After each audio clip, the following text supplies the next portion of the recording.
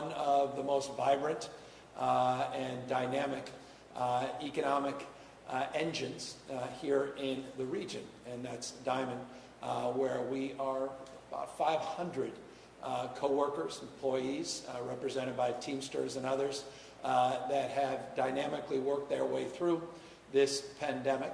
Despite a few infections, a spirit of collaboration, a spirit of cooperation, a spirit of engagement allowed this operation to get back on its feet. A positive working environment and a positive and, more importantly, collaborative environment with county health officials, local officials, and state officials. And I just want to acknowledge this example as exactly the kind of example we want to see replicated all up and down the state of California. When you're in these larger processing plants, invariably, when we have so much background spread, so much community spread, the likelihood of transmission of COVID-19 is relatively high. As a consequence, it's not the fact that an employee is tested positive, it's how we respond to that employee being tested positive and how we protect those co-workers, how we protect the entire business and the community those businesses are operating in. And the reason we came here is demonstrably this is a group that gets it and has been able to work collaboratively to get things done and partner again with local and state officials to allow these essential workers to continue to move forward and continue to generate opportunities not only for family members and those that are supporting their families, workers here, but as an economic engine again for Stockton and the broader county and state. So that's the reason we're here this afternoon, but we're also here intentionally for another purpose, and that's to build on what we announced on Friday. We talked a lot about the importance of protecting essential workers here in the state of California, protecting essential workers from the ravages of this virus and to maintain that structural integrity of an economy that disproportionately relies on those essential workers. I made this point on Friday. I'll make it again today. While we see positivity rate in the state of California growing modestly, we're seeing total number of cases certainly growing, a number of people losing their lives, and I'll talk about that in a moment, also growing. It's not happening evenly in every part of the state. There's certain parts of the state, certain regions in the state, and certain sectors of our economy that are disproportionately impacted by the transmission of this virus. We're here talking today about the Central Valley, 8 counties that have R-effective rates. Dr. Galley will remind you what R-effective is in a moment when he speaks. R-effective rates north of 1%. We have 8 counties where we're seeing an increase of infections. We have positivity rates in the Central Valley on the low end of 10.7%, in Fresno, Tulare, and Stanislaus on the higher end, 17.7% positivity rates. So you get a sense of the challenge we have in the 8 counties making up the Central Valley, disproportionately being impacted currently by community spread and by spread happening disproportionately with essential workers, disproportionately in the Latino community, disproportionately impacting congregate settings, continuing to be vigilant around skilled nursing facilities, correctional facilities, and the like. That's the area of more of our laser-like focus in terms of our targeted interventions, in terms of our resource allocation, and in terms of our transparency and ultimately accountability to partner with organizations, both not only at the state level, local level, but also at the federal level to provide relief and diminish the spread and transmission of this virus. So today we're announcing $52 million investment, new dollars that will be put into the Central Valley, into the 8 counties to improve our isolation protocols, our quarantine protocols, our testing protocols, and to enhance our healthcare workers by providing more support as well as more personnel. $52 million that has been provided to us through a grant we received from the federal government, $499 million CDC grant of which the first dollars we're now distributing, 52 again in the 8 Central Valley counties, focusing and targeting on improving testing, not only providing more supplies and supports, but time to testing results. And you'll hear a moment more from one of our co-chairs of our testing task force to talk more specifically about some of our renewed efforts in this space. But these dollars we think are timely. These dollars certainly are critical and important, and they will build off local infrastructure that's already in place. What's also in place, deeply ingrained in our mindset, is the example of what occurred in Imperial County and the work we've been doing in Imperial County now for a number of months to address some of the community spread that really flared up there disproportionately in that county. We were able to make some improvements in terms of the transmission and spread of the virus by deploying a number of strike teams. Some of you may recall these regional unified response teams that we deployed into Imperial County. We're announcing today we're doing exactly the same thing throughout the Central Valley. 3 teams representing 3 different regions in the Central Valley will be deployed along the same lines we deployed those teams in Imperial County. I'll remind you, those teams included members of the Office of Emergency Services, certainly members of OSHA, team members, Department of Social Services, as well as partners that we developed at the local level, including community-based organizations that will be helping us and supporting our efforts to truly unify our engagement, truly unify our approach and framework to mitigate the spread of this disease. We've also created at the State Operations Center what we refer to as the SOC, a new Central Valley task force exclusively focused on the needs of the task force, needs of the Valley. That task force focusing on this unified, coordinated response and focusing on accountability and transparency at all levels of government. And so with the new supports, $52 million of new resources we're deploying, with these strike teams, which will be deployed in every one of the 8 Central Valley counties, with the renewed vigor of what we announced on Friday related to supporting our essential workforce, disproportionately engaging our employers, not in a punitive mindset, but a supportive mindset. The work we're doing in terms of increasing the acuity of focus related to identifying and isolating and quarantine individuals that may have either tested positive for COVID-19 or have been in an environment where someone was a close contact had been tested positive for COVID-19. That through the additional efforts with our partnerships that we are establishing, we announced Friday, including Project Roomkey, which is being enhanced to provide isolation space and additional supports in terms of housing vouchers, primarily hotel vouchers that we're supplementing, and increased education, more targeted engagement to not only employers but to employees so that they know their rights in relationship to sick leave and in relationship to workers' comp.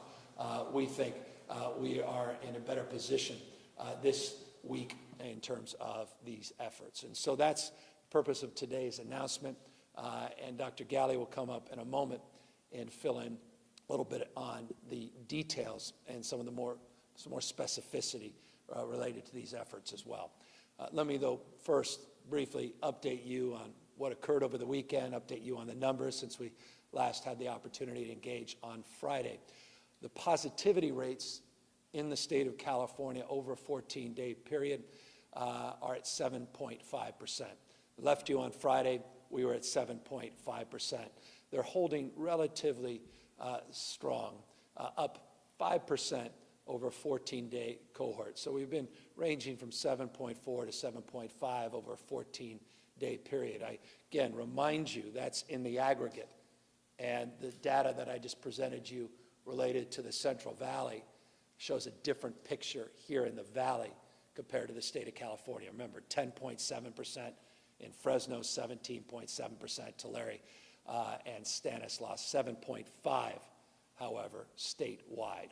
The 7-day average, which has gotten more attention, is 7.8%, but 7.5% over a 14-day period.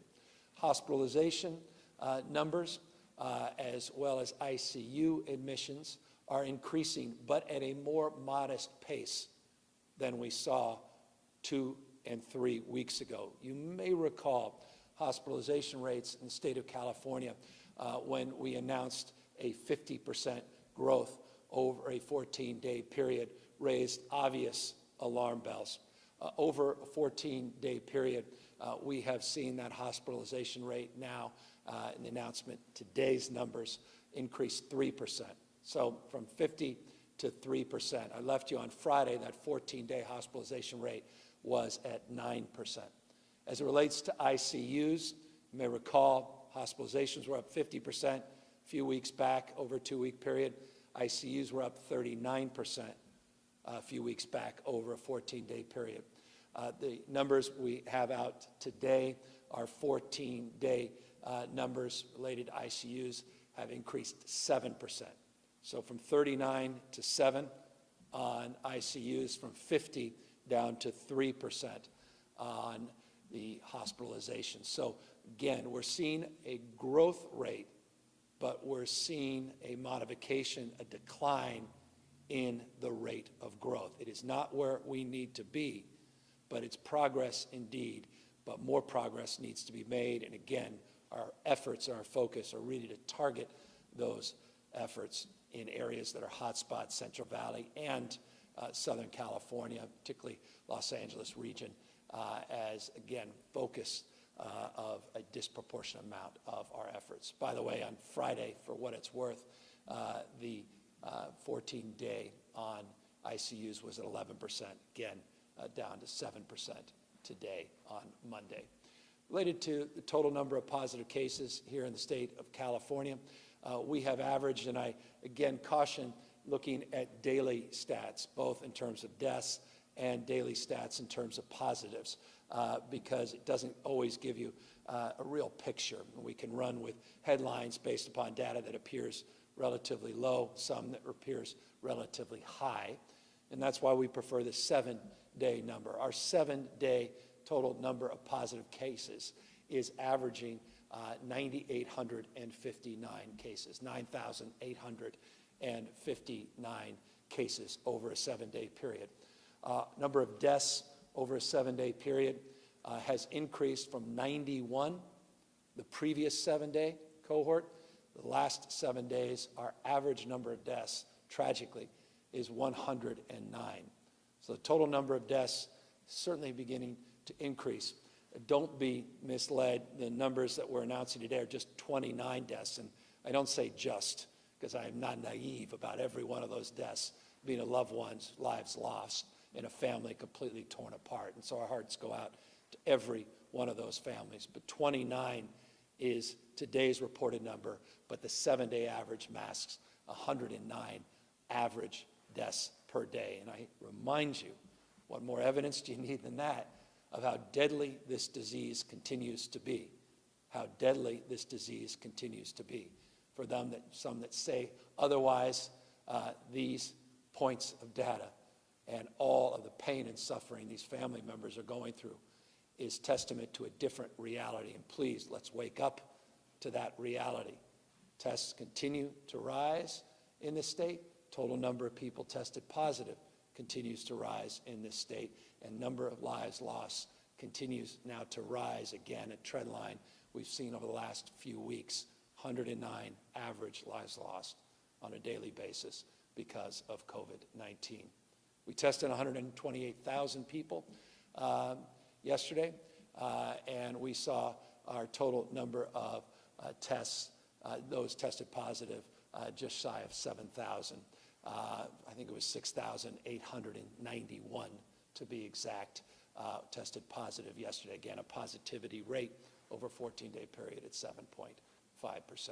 I know these numbers, forgive me, can be confusing, particularly when we don't have the benefit of all of that data on our slide deck. I encourage you, as always, to go to the COVID19.ca.gov website, COVID19.ca.gov website, and take a look at that data, not just data statewide, but data where you live, so you can understand the background rates, you can understand the community spread in your county, in your city proper as well. I want to, though, before I turn it over to Dr. Galley, just say a few things about this city, Stockton, and how proud I am of their mayor, Mayor Tubbs, who's really been leading the charge in this county.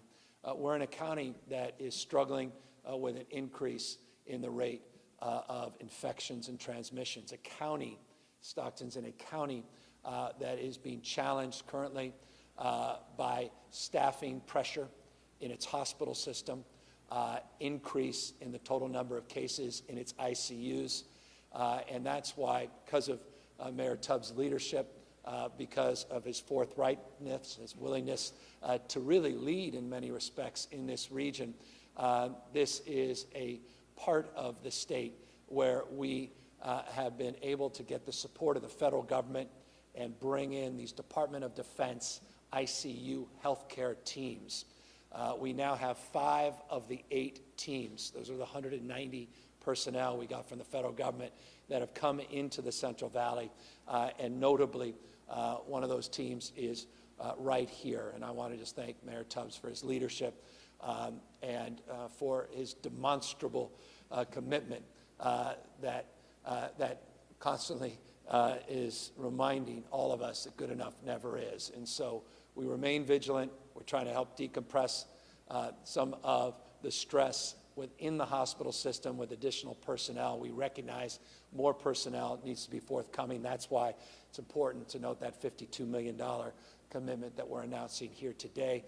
But in addition to that, we continue to work to try to collaborate within the healthcare ecosystem. And remember, when one hospital is coming near capacity, that hospital system, that hospital is part of a system that has a coordinated capacity for mutual aid, not only within the county, but also outside the county. And so we're dealing with staffing flexibility. We're allowing for more of that. I think 64% of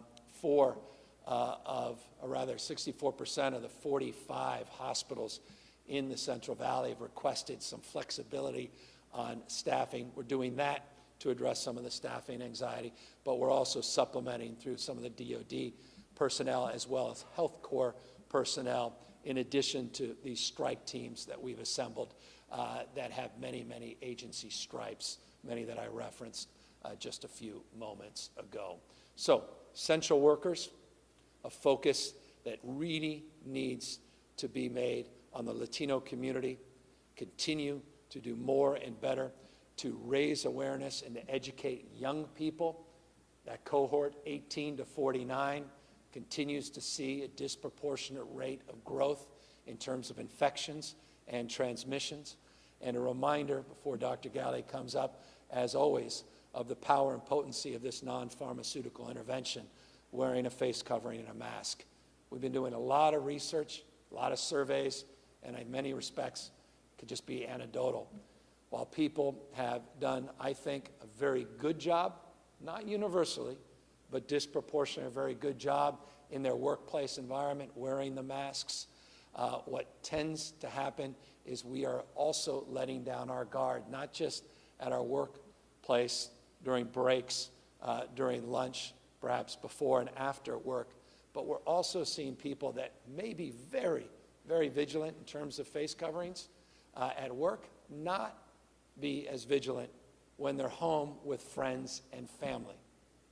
And so another critical component of mitigating the spread of this virus is also reminding people, and you know we're educating, that was part of the announcement, and the new resources we're putting directly into this effort that we announced on Friday, but reminding people that friends and extended family, when you've been with people outside of your household and you're mixing, you're putting their lives at risk and your own life at risk if you're not wearing face coverings.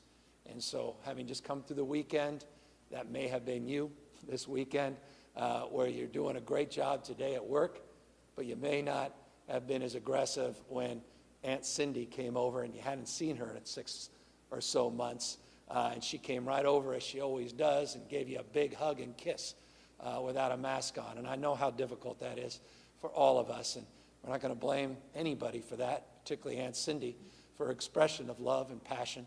It's just a reminder of the fact that we are in the midst of the first wave of this pandemic. And we have got to do what we did in the beginning, in the outset of this pandemic, and that is mitigate the spread, and we will. And we will do that much sooner if all of us maintain that vigilance and don't let our guard down, human though all of us are. And so again, I say this with absolute admiration and respect for everything we're all going through, many of you are going through at this moment. And so that moment has come. We'll now ask Dr. Galley to come up, say a few words, and then he'll introduce you to someone he introduced you to a few weeks ago, our new co-chair. We're just blessed, epidemiologist who we're blessed to have on our team back from retirement, working to address the issue of shortages of supplies and more laser-like focus on testing. Dr. Galley?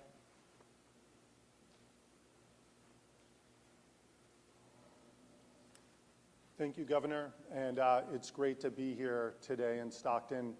I just want to echo the thanks to Mayor Tubbs, to the County Administrator, Monica Nino, and to Dr. Maggie Park, who has been a great colleague over the last many weeks.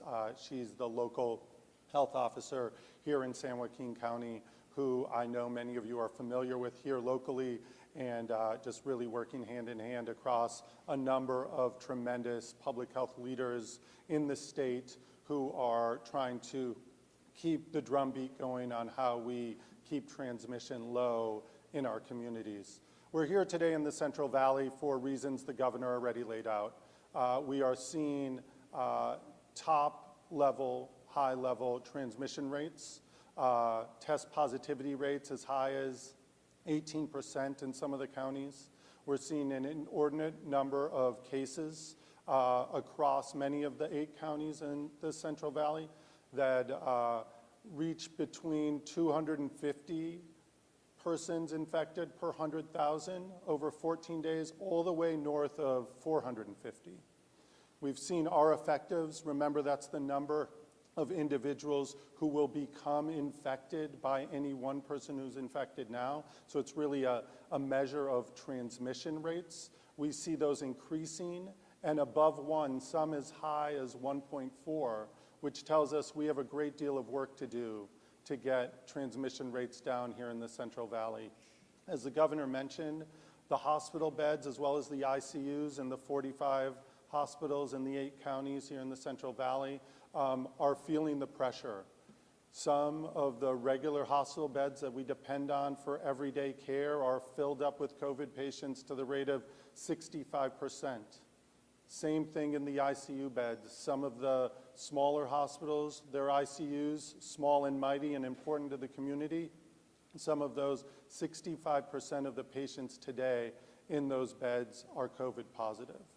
So what that tells us is the moment is now to continue to work between the state and our local partners to get a handle on what's happening in the Central Valley. The unified response teams that the governor mentioned, led by Cal OES out of the State Operations Center, multidisciplinary teams across many state agencies that are putting sort of our feet where our mouth has been, right? Coming into communities, partnering with individuals like Dr. Park in her county and city colleagues to make sure that we're addressing everything, not just hospital surge capacity and whether we have enough staff and ventilators, but also way upstream, getting into places like Diamond, where we are today, where we know essential workers are part of the story of transmission, that we need to do more working with our labor partners here in the Central Valley, working with community leaders, all the way faith-based leaders, community groups, a number of the city and other local leaders as well, to make sure that our message around wear your mask, stay physically distanced, and reduce the level of mixing that we're seeing in our communities so we can get transmission rates down and really keep our communities protected over the long run. These unified response teams will have members of a number of different agencies, including our labor agency, our ag agency, our business agency, my agency, the Health and Human Services, with Department of Public Health, Social Services, Aging, a broad range of individuals who will come boots on the ground to work closely on every issue, from hospitals to skilled nursing facilities, to how we improve our messaging and communication, to increasing testing, to making sure that we have the staff necessary to do that contact tracing and disease investigation. And finally, and very importantly, building our efforts to make sure individuals who are positive can successfully isolate and quarantine in a safe and supported way so that we can reduce the lanes of transmission in our communities. Today's hospital numbers really came from infections weeks ago. So if we want the situation in the hospitals here in the Central Valley and throughout the state to improve, especially as we're knocking on the door of flu season and the normal amount of surge in those hospitals in the next few months, we need to do today redouble down our efforts to improve our own behaviors, the behaviors in our community, so we can get transmission down, so these numbers in the hospital are reduced in the next few weeks. With that, I wanted to take a moment and invite back Dr. Gil Chavez, who just retired from state service at the end of last year. He immediately reached out as we were reaching out to him, offering up help. He's been with us since the beginning of our response to COVID. I recently asked him, and he agreed to be one of the new 2 co-chairs of our revitalized testing task force, focused not just on ensuring that we have capacity with testing in our state, but also that we're looking at equity and making sure we're targeting communities like the Latino community, other communities of color in parts of the state like the Central Valley, where we know there's a disproportionate impact. That even though Latinos make up a certain portion of the population in each of the Central Valley counties, they make up a greater proportion, sometimes 20, 30% greater proportion, not just in the number of cases, not just in the number of patients in the hospital, but also in the number of deaths.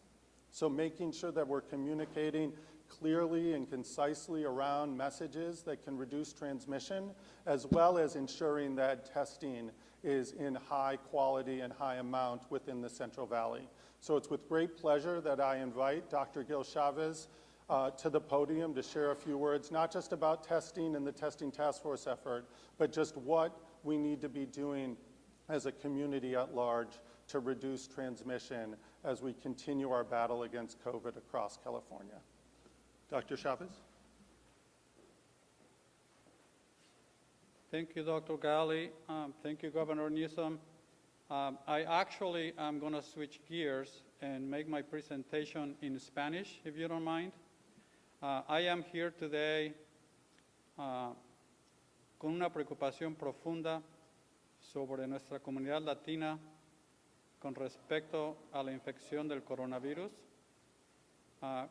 Vengo aquí como representante, como miembro de nuestra comunidad, como padre, como hijo, como abuelo, para hablar un poquito sobre lo que podemos hacer los latinos para protegernos más unos a otros.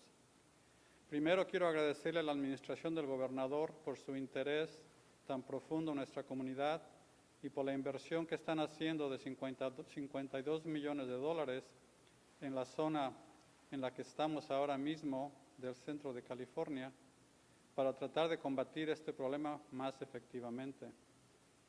También con un poquito más de recursos del gobierno para que ayuden a las autoridades locales. También quiero reflejar un poquito, y mucha gente me pregunta, ¿cuáles son las estadísticas de los latinos con relación al COVID, al coronavirus? Y es una situación tan profundamente preocupante que la quiero discutir un poquito.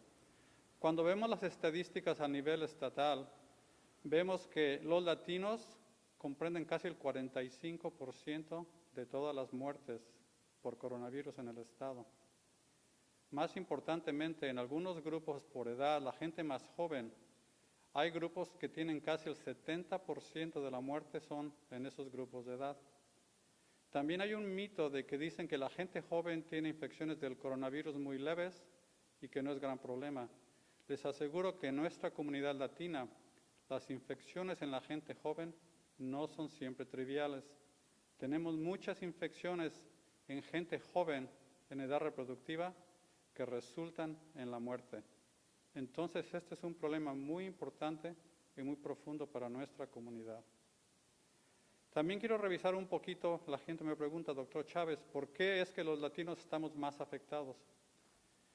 Y en base a la investigación científica, al conocimiento que tenemos de los casos, hay 3 ideas fundamentales de por qué esto está sucediendo.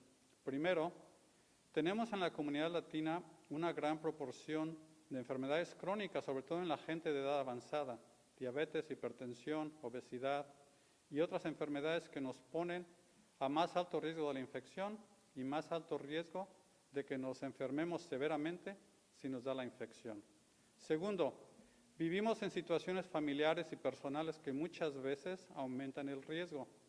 Yo tengo familia, tengo amigos en que en una casa vive la abuela, vive el papá, vive la mamá, viven los hijos, viven los sobrinos. Entonces son casas multigeneracionales donde hay gente de diferentes niveles de riesgo. También tenemos situaciones en que estamos viviendo con otras personas por situaciones económicas. Hay casas en que hay 3, 4, 5, 6 gentes compartiendo una habitación. Todo eso nos pone a más alto riesgo.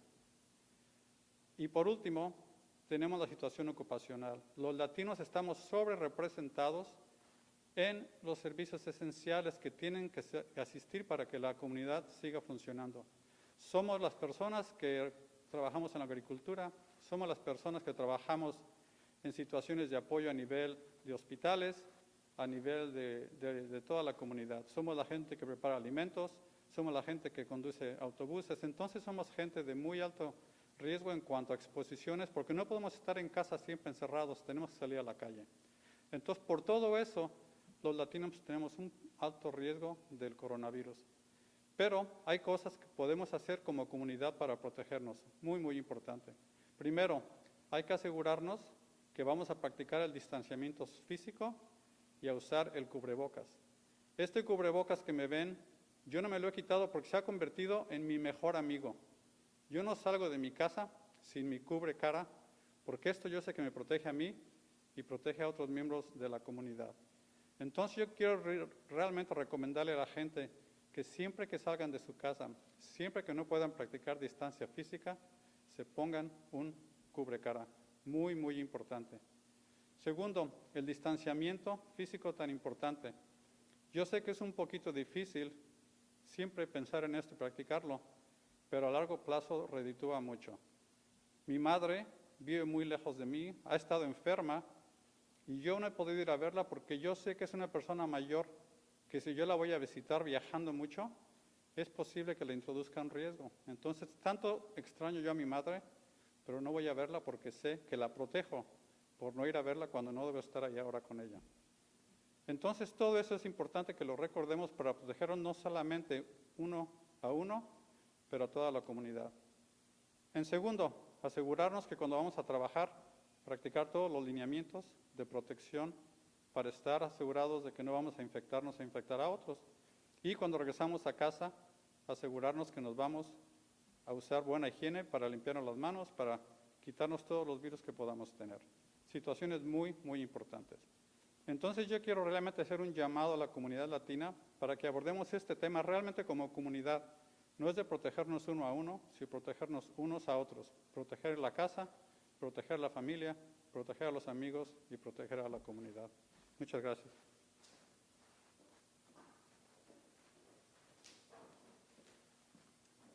Thank you, Doctor. And again, thank you for all your leadership and support on this testing task force. And I'll remind you, a few weeks ago, Dr. Chavez was announced as one of our 2 co-chairs of a new testing task force effort. You may recall 100 or so days ago, a little over 120 or so days ago, we were averaging about 2,000 tests a day. I noted yesterday we conducted over 128,000 tests. We recognize that we still have a lot of work to do and that not every part of the state is experiencing the same testing capacity as every other part of the state. We are hearing about challenges with supplies, again, viral media, transport media, issues related to reagents, other related issues that continue to be vexing. But more importantly than anything else, it's incumbent upon us to really focus in on our testing in these areas that we have identified as the most vulnerable populations and most vulnerable sectors as well as regions in this state. So again, I wanted to thank Dr. Chavez. Also want to thank two people that could not be here that have been instrumental in bringing us here, and that's Assemblywoman Eggman and Senator Galgiani. The legislature has to confer and meet as it relates to the distribution of these $52 million of new funds into the Central Valley. I want to thank them for their leadership and their support of that effort. I want to thank many of the other elected officials, representatives in the Assembly and Senate as well, for their counsel and advice as it relates to distribution of funds. Not just distribution of funds. I noted just a moment ago when complimenting Mayor Tubbs. Fact is, we have those resources coming from the federal government, and those resources and the decision-making is guided by local decision makers, and they are instrumental in those efforts as well. Look, we have an enormous amount of work still to do, not only here in the Central Valley, not just other parts of this state, but all across the state of California to ultimately vanquish this disease. We now have 37 counties. We just included Santa Cruz on the monitoring list, 37 of our 58 counties now on the watch list. This is referred to the monitoring lists. Those are the lists, or those are rather cohort of counties that are on that list that are getting most support in terms of targeted intervention and efforts to mitigate the spread of this disease. Let me thank Dr. Galley as well and Mark Gilladucci for their efforts in terms of the creation of this task force in the Central Valley and the framework to get ahead in terms of mitigating the spread of this virus in the Valley, learning the lessons from Imperial County and some of the examples, partnerships that really proved to be incredibly, well, successful. And that is said very soberly, because we recognize while we've seen some progress, significant progress in Imperial County, we still have a lot of work to do in that county as well. So that's the update for the day. And now, of course, as always, I look forward to answering any questions, and Dr. Galley and Dr. Chavez are ready to answer them as well. Good afternoon, Governor. Nicole Nixon with CAP Radio News, and I'll be asking questions on behalf of the press today. Speaking of the state watch list, Angela Hart with Kaiser Health News asks, most counties are on the state's watch list, so do you have any plans to reconsider your approach, allowing counties to open at their own pace based on local conditions? At what point does there need to be consistent and uniform statewide standards for public health order mandates? Well, there are statewide uniform standards, and we certainly have organized 93% of the population represented in those 37 counties. But there are counties that are not represented on that watch list. There are unique conditions that exist and persist within that cohort of 37. Let's just, for example, pick the 8 counties here that make up the Central Valley. Even within the Central Valley, you have positivity rates, 10.7% in Fresno, and Dr. Galley just referenced as high as 18%, 17.7% in 2 counties. Different conditions, different challenges, even within a broad geographic region that often is identified in the same breath as one region. So my point is, one has to get under the hood, one has to distinguish, And as a consequence of the protocols we put into place as relates to our monitoring list and the criteria we use to monitor, that's a dashboard as it relates to positivity rates, relates to ICUs, hospital capacity, relates to testing protocols, isolation, quarantine protocols. Each county has their different capacity, different needs, and different expertise. All of those will be assessed on an individual basis as relates to the further modifications of the same. The legislature reconvenes today. They have a lot on their plates with pandemic response and other issues. Have you spoken to legislative leaders about a possible special session, and would you call one if there is not enough time for them to get through everything? Yeah, as needed, we'll consider it, but as needed. And right now, I have not called for one. It's suggestive of our current position, but again, it's a dynamic process, and we'll be adaptable and we'll be flexible, and we could not be more proud of the partnerships and the leadership of both the Assembly and the Senate. Legislative Democrats unveiled a $100 billion stimulus package today. Have you spoken with any lawmakers about this plan? And if so, just want to get your reaction to it. I haven't had a chance to review. There were a number of modifications that were made recently. I haven't had a chance to review it in any detail. I'd be remiss to comment until I have a chance to review the details, and happily will make our position well known, and I appreciate again the leadership, Senator Hertzberg in particular, going back now many, many months, and his commitment to economic growth, economic development, but also to a paradigm of focus on inclusion, growth and inclusion, and that's foundational in terms of any package that needs to move forward. We have to include a framework of bringing people along as we reopen our economy and as we grow our economy. A couple questions for you, maybe Dr. Galley or Dr. Chavez. Want to go back to the updated testing standards. One, have those new guidelines made meaningful changes in who is getting tested or allowed us to better understand and contain outbreaks? And if not, why not? And also, can you clarify how the new guidelines apply to individual people who want to get tested? Is the state still advising anyone who wants a test to get one? Are you still encouraging everyone to go to the state-run testing sites? No, it's an opportunity, again, to have a chance to remind people of what the new protocols and procedures and priorities are. And now we have our co-chair and the head of HHS will do just that.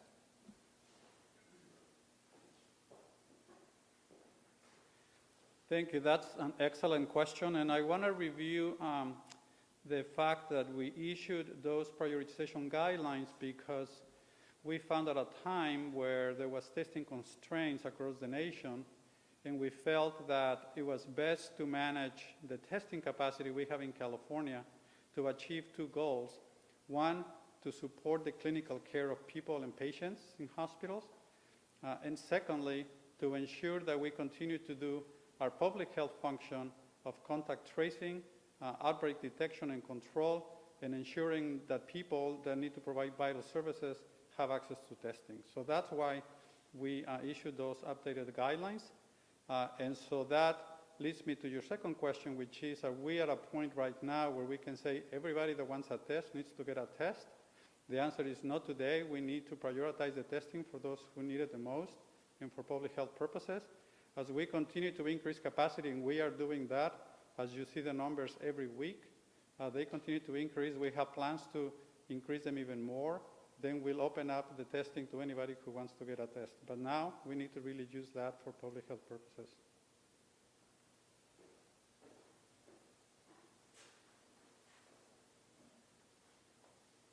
Just to pick up on one other part of your question, which have we started to see a difference now that we have the new testing guidelines there? We have seen for certain facilities where the test turnaround time was really increased, that the prioritization of certain patients and people with symptoms are now getting their test result a little bit faster. We hope to see that improve over time so that we can deliver on exactly what Dr. Chavez said and use the power of testing to give early and quick diagnosis so that we can not only take care of patients in hospitals and other settings better with thoughtful treatments as it relates to COVID, but that we can give that information to people who wondered if they'd been exposed are positive so that they can effectively quarantine and isolate from others so that we can reduce transmission across the state. And as I previewed on Friday, tomorrow we'll be announcing some new innovation, or these strategies for innovation in the testing space. Look to that. And also, we reminded folks of our commitment last week to partner with institutions, both public and private, UCLA, Stanford, among them, on pooled testing, now that we have finally seen some flexibility in the rulemaking coming from the federal government. And pooled testing will substantially aid some of our efforts on the asymptomatic cohort in particular, and help us potentially in large settings like schools and others to increase our capacity with limited supplies. Governor, I got some questions about demonstrations that happened in front of your home this morning, including some people that chained themselves to the gate. They are calling for more inmate releases and other efforts to mitigate the coronavirus spreading in state prisons. First, just want to get your reaction to these demonstrations at your home. And second, does more need to be done to keep the virus from spreading and inmates dying in custody? We've been making a lot of progress in this space. As many of you know, a number of months ago, we announced a cohort of 3,500 prisoners that were nearing their release date, and we moved to expedite that release in a methodical way in partnership with counties, our probation, parole, personnel, and the like. I recently announced an additional cohort of 8,000 individuals. Today, we have just shy of 111,000 individuals in the CDCR system, our California State Corrections System. That's about 12,000 less than it was just a few months ago. So we're moving in a methodical way, but a judicious way, and we have a criteria that's bracketed in terms of those that would be eligible for early release, and we have a responsibility to those individuals as well as the community, victims, families, and the like, to do so in a thoughtful way. The worst thing we could do is mass release, where people are just released out to the streets and sidewalks and end up in benches, end up in parks on the side of the road. And that's not compassion. That would be compounding a problem, making a problem, in fact, worse. So we are working diligently, aggressively, and very methodically, but in a targeted way. And we're working in partnership with not only the federal receiver, but federal representatives, including a federal judge who has really been proactive and has been an incredible example in terms of his fortitude and his desire to keep people safe within our system, at the same time to keep everybody else safe outside of the system. And then finally, I wanted to ask about sports. With the coronavirus outbreak on the Miami Marlins already putting the new and the Major League Baseball season at risk, do you think it's safe to allow pro sports teams to play here in California, even without fans in the stands? Well, there's protocols and procedures. I've had a lot of conversations with Major League Baseball, both with some of our local, meaning statewide representatives, owners, and the like, but also with Commissioner of Major League Baseball. I haven't been shy about this. You go back to comments I made many, many months ago, and sort of anticipatory comments of concerns, not just with baseball, basketball, particularly contact sports like football, and my concern about outbreaks and having to cohort, isolate, quarantine individuals, and what that would do to not only Major League sports, but also sports as it relates to sports that so many of us as parents love and are thrilled by, and that's ones that our children participate in our K through 12 education system, and of course our system of higher education. As you saw, our K through 12 education system put out new guidelines as it relates to sports and pulling the leagues or pushing the leagues back into the fall and into the new year. We'll be putting out subsequent guidelines on team sports even outside of our K through 14 and higher education system. But we continue to work collaboratively, county by county, with our health officers and with players' representatives. I was just on the phone a few days ago with National Football League player representatives, the Players Association, working through protocols, offering expertise and advice and exchanging information. So this is a dynamic space, and what happened with the Marlins, just a reminder of how virulent this disease is and how easily transmitted it is as well. With that, let me thank all of you for the privilege of your time, and we thank Diamond in particular for the privilege of this location. Thank you as well to Diamond for being a big part, I'll end as I began, that they've been a big part of the economy here in the Valley, big part of the community here in Stockton, and I want to just thank them, their entire team, for their graciousness, support this location, and their cooperative spirit, an example of what business can do and should do in partnership with local health officials, county as well as state officials in operating in this environment. I again want to thank Mayor Tubbs and his team, as always, for their leadership and for their stewardship, as well as their accommodation here today. And all of you, thank you for your vigilance through these difficult times. I'll just end by stating the obvious. This disease continues to grow in the state of California. It continues to spread, but not evenly. It is disproportionately impacting certain communities and certain parts of the state, but it also is impacting all of our state and its economy. And so let me just express deep empathy and deep respect to each and every one of you for your patience and, more importantly, your perseverance, for your adaptability, for your flexibility, and your commitment to the collective cause that is this great state. We will get through this. This is not permanent state. This is not the rest of our lives. Quite the contrary. We have remarkable capacity to bend this curve again. We did it as a state many, many months ago.